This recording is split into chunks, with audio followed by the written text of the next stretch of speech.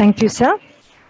I am extremely privileged and dignified to introduce our today's keynote speaker, Dr. Kalpana Gopalan IAS, Additional Chief Secretary to Government of Karnataka, Bangalore, India. Dr. Kalpana Gopalan IAS is a composite public policy professional, practitioner, policymaker, scholar, author, volunteer, and mother. She wears many roles.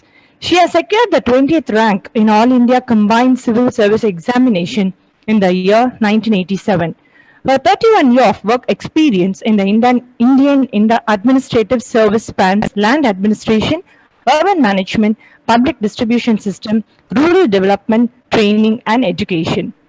Dr. Kalpana is recipient of the Mother Teresa Women Empowerment Award in the year 2019 for her outstanding contribution to excellence in leadership. She was felicitated and awarded citations by the Rajiv Gandhi University of Health Sciences in the year of 2019. We lead empowering women's growth in the year 2019 and many more. She stewarded the NLM UNESCO 2000 Award for Karnataka with her work in literacy and the Karnataka Ratna Award 2003 for Kaveri Handicrafts. She is also advisor to the Bangalore City Corporation and consultant to the Administrative Training Institute, Mysore. Dr. Kalpana combines a unique mix of academic and practical experience. She honed her research skills with a doctorate and master's in public policy from IIM Bangalore. She was rated among the top 2% of doctoral candidates in the past decade for her research on infrastructure public-private partnerships. A gold medalist and university topper in undergraduate and masters, she was visiting fellow at McGill and Concordia Universities in Canada, EU fellow in the University of Salerno in Italy, Chevening Scholar, Institute of Development Studies UK, and Maxwell Public Policy Scholar in Syracuse University, USA. She is a member in various academic advisory committee in different educational institutions of Pan-India. A prolific writer, blogger, and speaker, she has served as secretary, Toastmasters International in IIMB Orators. Widely traveled in North America, Europe, and Asia, Kalpana is comfortable living and working in a multicultural milieu. Ma'am, we are very happy to have you with us at this morning. Welcome you, ma'am. Thank you so much. My pleasure too. Thank you, Dr. D. Vijayalakshmi. You will never do anything in this world without courage. It is the greatest quality of the mind next to honor. We, SRM IST fraternity, highly privileged to honor you, ma'am, virtually. Thank you so much. It is so lovely.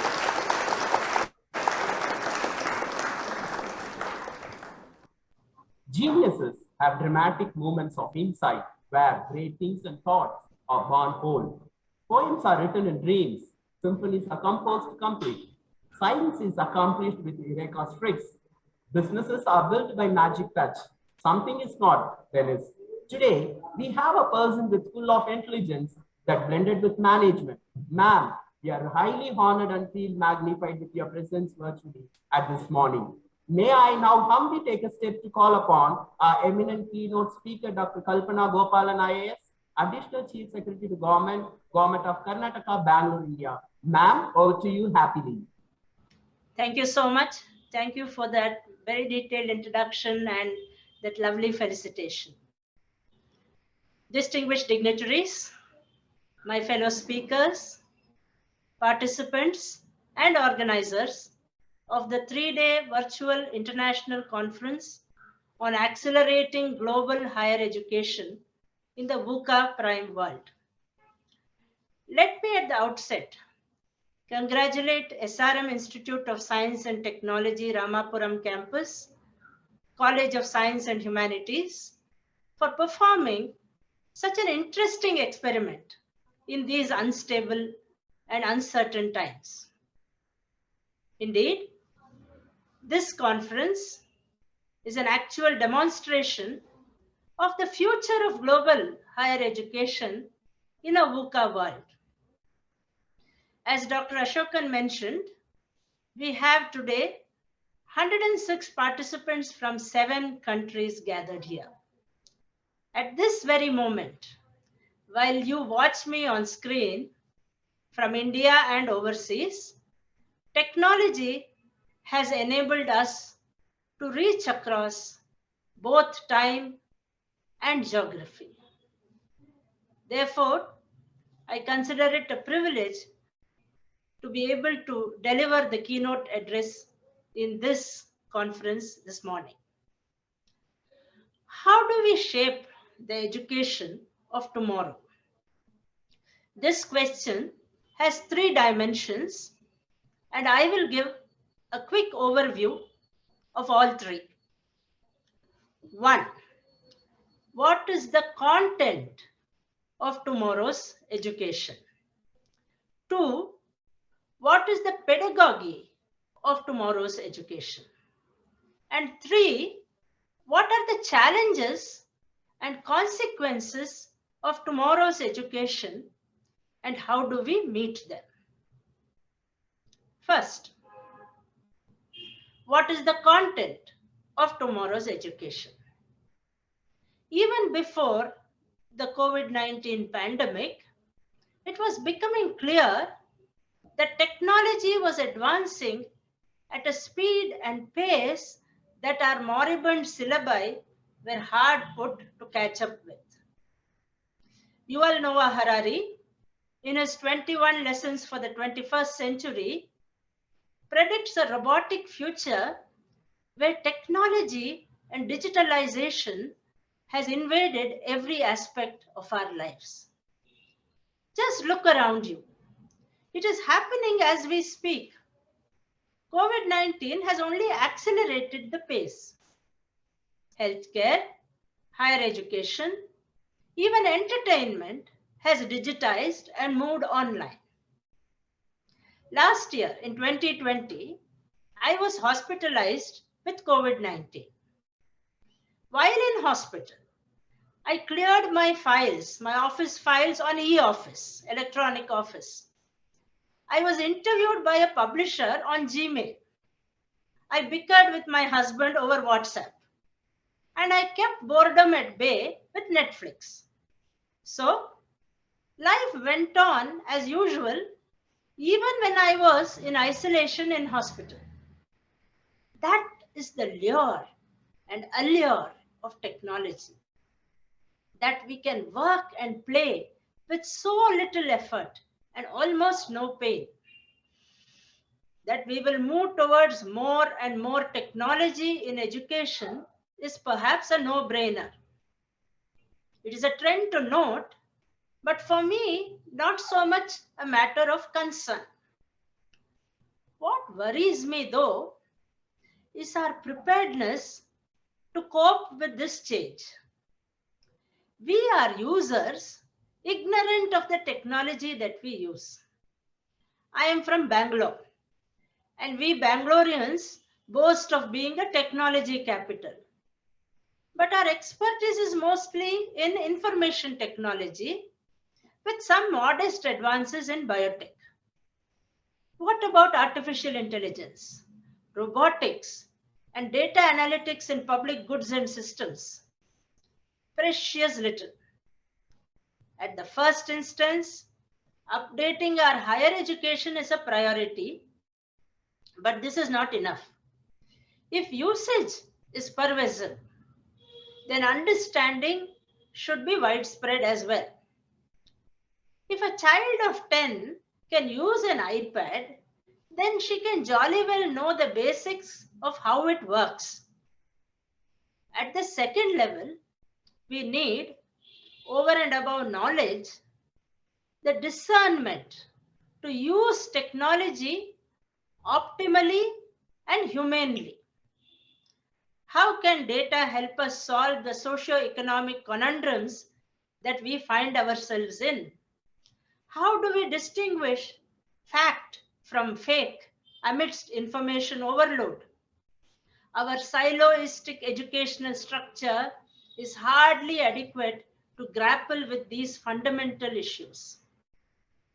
An engineer, while he may specialize in computer science, still needs enough grounding in sociology and public policy and even arts. Just think of Apple and design, for his skills to make meaningful contribution to society. A sociologist may understand the land-related conflicts in a community, but needs to know enough about emerging technologies such as GPS, 3D laser scanning, and digital photography to evolve techno-sociological solutions to resolve those conflicts. To cut a long story short, while the content of learning has to move towards understanding of technology and digitization, it should at the same time be broad-based with a generalist and holistic orientation.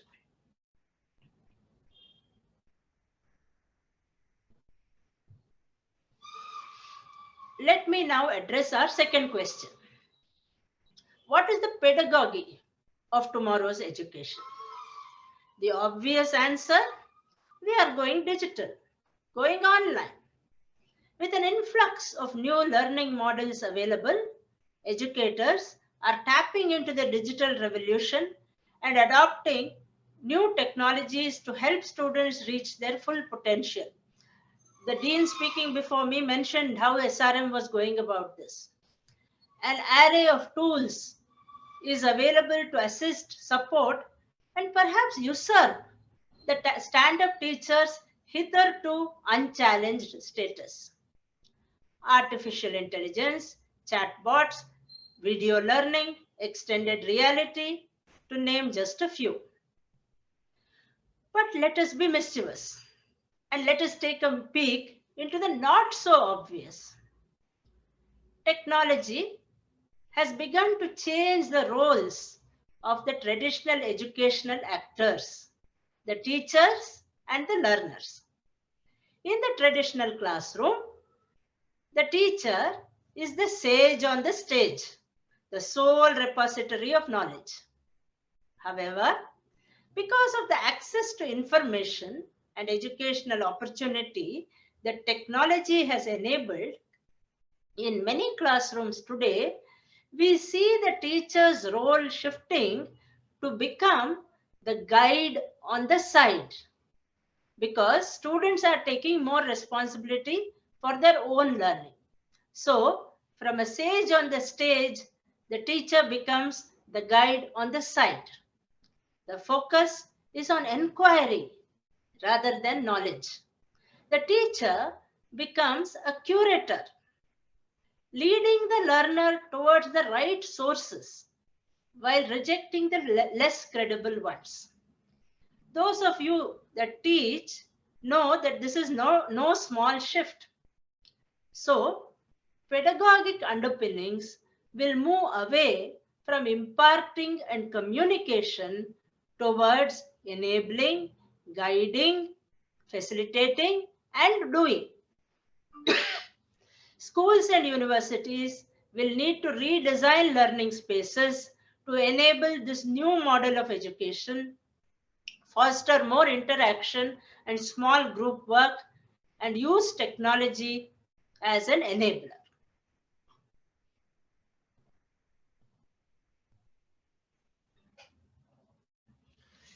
My third and final question. What are the challenges and consequences of tomorrow's education, and how do we meet them? Imagine a far-flung rural village in India or sub-Saharan Africa without electricity or infrastructure or a government school, at home to children studying on a smartphone provided by the government or an NGO under the guidance of astute mentors. This is the true power and potential of online learning platforms, transmitting knowledge to the farthest and marginalized corners of our countries.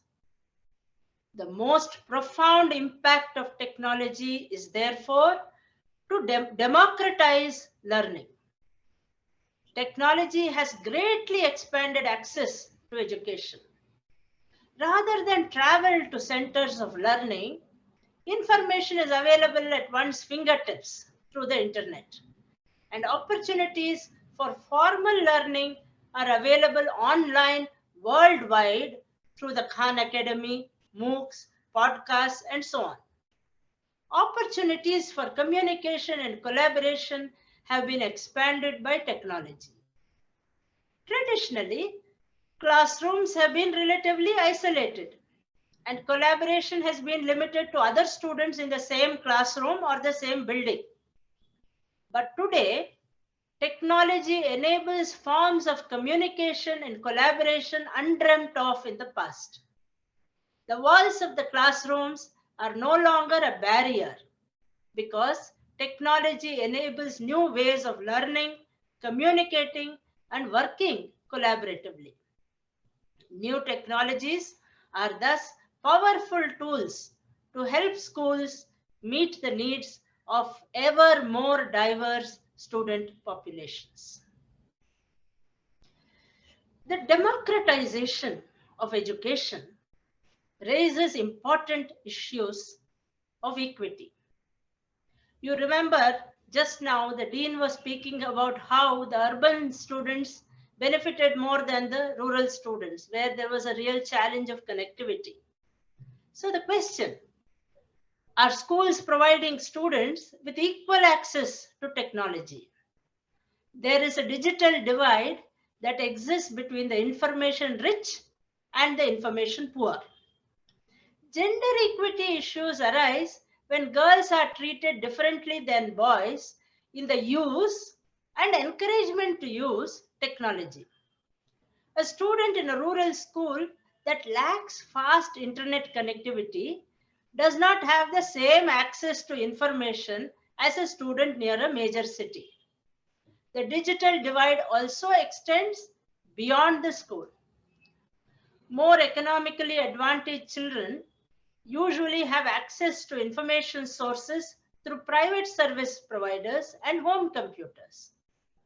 Democratization of technology is therefore an important issue now, comprising internet connectivity, telecom infrastructure, affordability of online systems, availability of electronic infrastructure.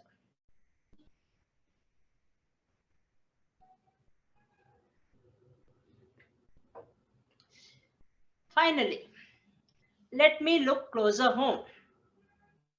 For Indians and India watchers, keep in mind that this shake-up in education is taking place alongside the launch of the new education policy. So there is the possibility that policy and practice can adapt to or facilitate the organic changes taking place in the education arena. Closing the gap between technology potential and its realization is largely a function of policy leadership, private initiative, and public acceptance. This is where the new education policy can play a role. The last year saw a flurry of activities by the Ministry of MHRD, now called the Ministry of Education, and various regulators, including CBSE and NCERT, to find online alternatives to ensure the continuation of education. But ad hoc activities and piecemeal initiatives cannot substitute for an intelligent, comprehensive, and holistic design. The shift towards tomorrow's education, of course, requires a change in mindset, in the thought process of policymakers, authorities, students, and educationists, and an open mind which accepts that both classroom and online provide value. But we need to go further. Modernity has given us many things. It has activated our physical and vital energy, sharpened the power of the intellect, and given us comforts. The coronavirus has shattered this confidence. It has brought us to the domain of ambiguity and perplexity. For all our specialized knowledge, we are almost incapable of engaging with the inherent uncertainty of existence. No, we are not the masters of the world. Not everything can be predicted or dominated. This realization should transform us from arrogant conquerors to questing seekers. It is in this context that we have to rethink education. My best wishes for stimulating discussions and deliberations in today's conference towards this rethink and reboot. Thank you all very much. Jai Hind. Thank you very much, ma'am. Thank you for your valuable information. Thank you.